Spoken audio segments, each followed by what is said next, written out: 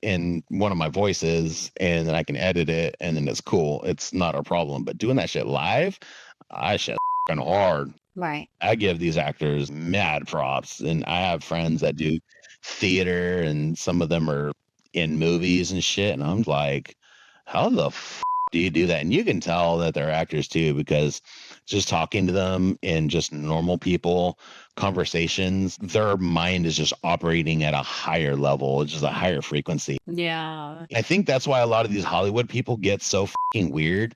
And the things that they think are so outlandish. It's just because that being at that level mentally and that higher energy, and they start grouping together, I think it just creates a whole different culture that looking at it from the outside, we're just like, oh, these people are fucking ridiculous. But I think it's just we're looking at it from a different perspective, and that's why we don't understand it. Well, the only reason I wanted to get into acting, modeling, whatever, was for money. So if I wasn't getting paid, then that was a problem.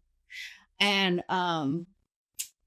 speaking of that, when after my photo shoot, I was having to do some paperwork, and there was another photographer that came in. He's famous, Stephen Wada, and he asked me. He said, "Are you going to sleep with Hefner?"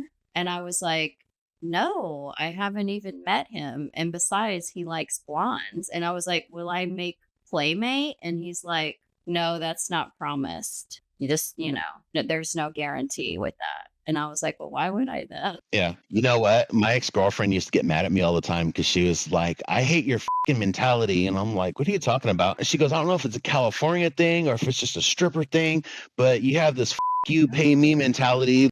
You won't do anything unless you're getting paid. My time is valuable. If I'm doing something as a performer, I need to get paid. And I would